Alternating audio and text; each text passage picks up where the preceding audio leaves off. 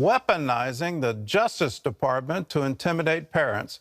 That's the accusation Senate Republicans brought against Attorney General Merrick Garland yesterday as they hammered him in congressional hearings. The Attorney General doubled down on his controversial memo. He also refused to disband a task force to investigate possible threats against school board members. Tara Mergener reports from Washington. GOP lawmakers are among those accusing Garland of calling parents domestic terrorists. Garland says he never used those words when asking the Justice Department to look into threats of violence. Did you consider the chilling effect that this sort of threat of federal prosecution would have on parents' exercise of their constitutional rights to be involved in their children's education? Pushing back at pointed criticism from Republicans, Attorney General Merrick Garland defending his memo, asking the Justice Department to respond to threats aimed at school officials. I don't believe it's reasonable to read this memorandum as chilling anyone's rights. It's about threats of violence, and it expressly recognizes the constitutional right to make arguments about your children's education. Garland's memo followed one by the National School Board Association asking the feds to step in and included a reference to domestic terrorism. While the group has apologized, Garland has not. As this drama plays out, a protest not far from the Capitol. Moms for America and other organizations representing mothers from across the U.S. And I take full offense to the NSBA and the DOJ referring to concerned parents like myself as domestic terrorists. Demanding parents be included in curriculum and policy decisions like critical race theory. CRT is also Marxist ideology. It is used to divide America and silence the oppression. Meantime, tensions ran high at the Loudoun County School Board meeting Tuesday. You have failed our students. 2 young ladies were scarred forever. You were clearly aware of the sexual assault at Stonebridge. Her life has forever been affected. I have lost almost all confidence I've had in this system that I have championed for so long. Parents accusing Superintendent Scott Ziegler of covering up 2 sexual assaults by a 14-year-old student on school grounds and calling for Ziegler's and the board's resignation.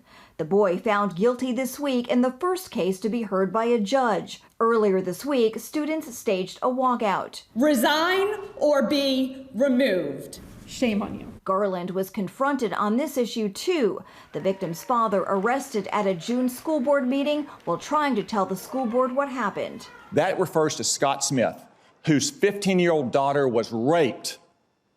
She was raped in a bathroom by a boy wearing girls' clothes, and the Loudoun County School Board covered it up because it would have interfered with their transgendered policy during Pride Month.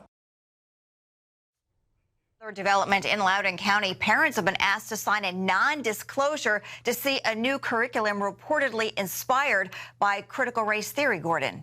Tara, let's pick it up there. Why the non-disclosure agreement? What are they trying to keep secret? That's a great question because they've insisted all along that their equity plan is not critical race theory. As you know, that's been a huge controversy in Loudoun County and all around the country. So on its face, it would seem like they don't want parents to talk about whatever is contained in this plan. But I don't think they've got a good shot at that. I think those who read it are certainly going to talk about it.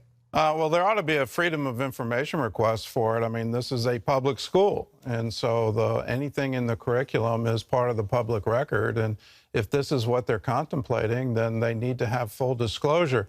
Do you see any coincidence with the timing that there's an election coming up? I don't think so. I think the timing is probably pretty intentional.